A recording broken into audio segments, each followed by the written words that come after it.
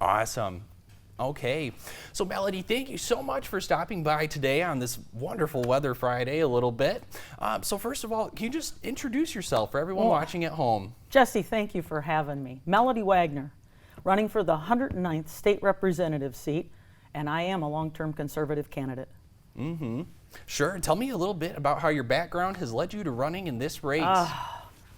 Just like 2018 and 20, the same thing drives me, learning how many things are wrong and need corrected, and knowing that I can make a difference and step up and run and stand up for what's right. Mm-hmm.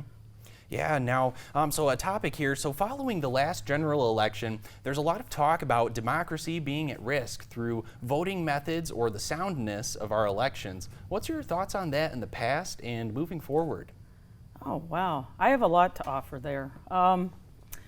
I've been involved with elections in the past in several states, and I've been an election inspector and worker at a paid position to understand the election process.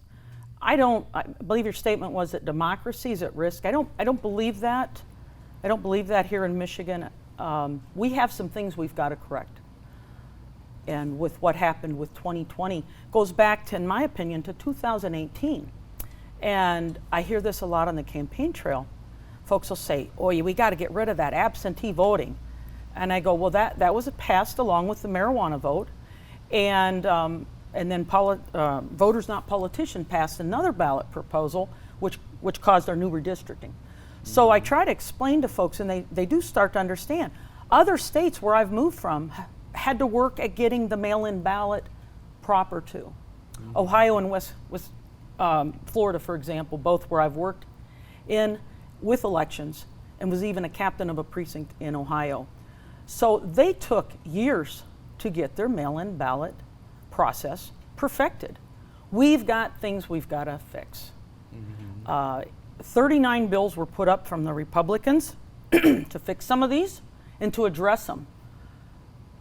Some are blatant, some are ones that probably should have been a part of when we passed no excuse absentee voting, which is mail-in voting. So no, I don't agree our democracy is at risk. I would not be running again. I wouldn't have run in 2020, but we got some things we've got to fix. Yeah. Thank you. Now another topic here, with the likelihood of abortion access being on the November ballot, what's your stance on that proposal? Well, I'm well aware that I actually carry the ballot proposal with me, and was aware that they've got almost 800,000 signatures. And I brought this up in the last forum I did with League of Women Voters, which was just awesome to partake in that, and make my pro-life stance. I didn't get to tell you any of my background, and maybe I missed the opportunity, but I'm a former police officer and a farmer, and I was raised on a dairy farm where all our family did was milk cows for a living.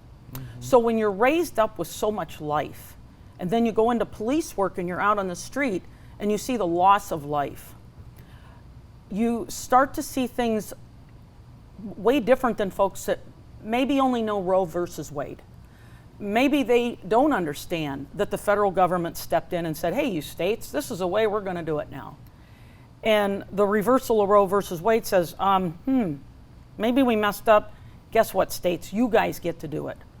Excuse me. And for it to be brought back to the states now, and I'm in Michigan where it was already illegal to have an abortion. So moving to this state 9 years ago, I'm still coming up to speed with the laws that are on the books already. And I understand, just like in 2018, and I've already explained, the mail-in ballots, they're here to stay, unless we would run something again and reverse that. The redistricting, we have a new bureaucracy and a commission to do the redistricting instead of our legislation, which folks thought was gerrymandering. And the third one is everybody's complaining about a marijuana store on every corner in Marquette County, and it's not that bad, but they're out there, and it's a big complaint.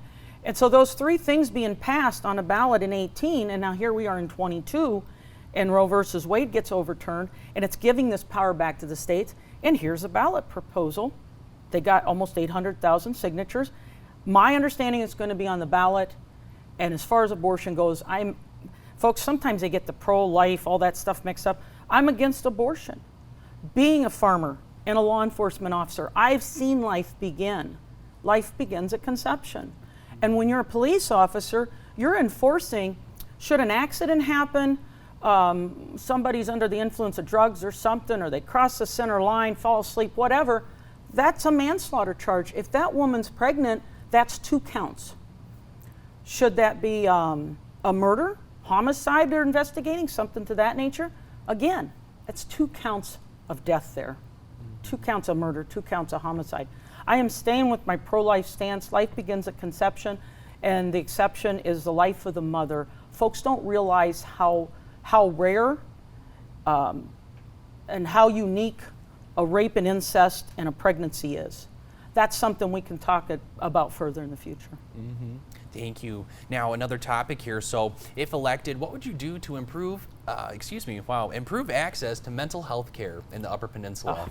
If you don't know me, that is like it's 1 and 2 kind of. The legislation that's dead last in the nation and accountability, ethics and transparency. And right there beside it, and I've had a lot of people tell me, boy, that mental health stance that you've got should be number 1. And with what I run into, and one of my part-time jobs is driving transport for voluntary health patients, so I get another look at stuff with all I already have. And mental health to me is talking about it more, ending the stigma of suicide, actually bringing our departments with law enforcement, medical, bringing our churches into the mix more, bringing hope and coping methods and skills and talking about it. And I've mentioned this before, and I think it's on my new flyer, the whole body health theme of you go to the doctor and it's like, okay, from down here down, this needs included with this. And sometimes with how you're treating this, how you eat, what you're placing your body in with different areas of life, be it stress, some kind of substance abuse or something, that causes the brain to effectively change too. And I think I got that covered. Yeah. So anyway, hope, coping skills, and bringing this out into the light and talking about suicide. I've gone on NAMI walks. I understand that process. I've been involved with that to the point where folks think I'm too sensitive and been called a Democrat when I'm clearly on the Republican ballot. I'm conservative and pro-life and pro-Second Amendment. So. Mm-hmm. Okay, and thank you. Now, so one more topic here. Mm-hmm. If elected, what would you do to improve access to care for seniors?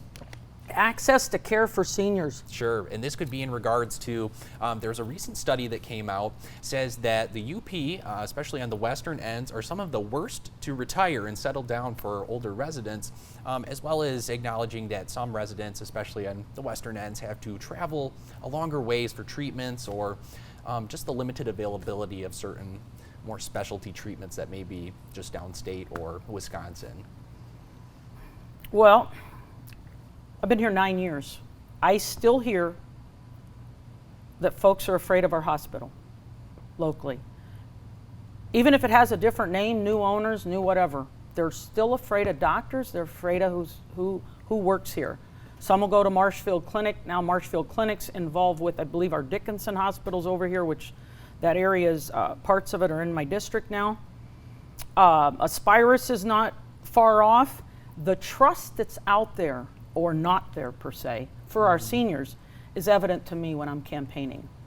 The knowledge of knowing that we struggle to get the best of the best up here in a lot of areas, be it our workers in law enforcement, hospitals, and different other areas. We struggle to get good workers and keep good workers. Seniors, if I could add anything, it would be, and I know the folks that are working out at K.I. Sawyer. It's called K.I. Sawyer, Grow K.I. Sawyer.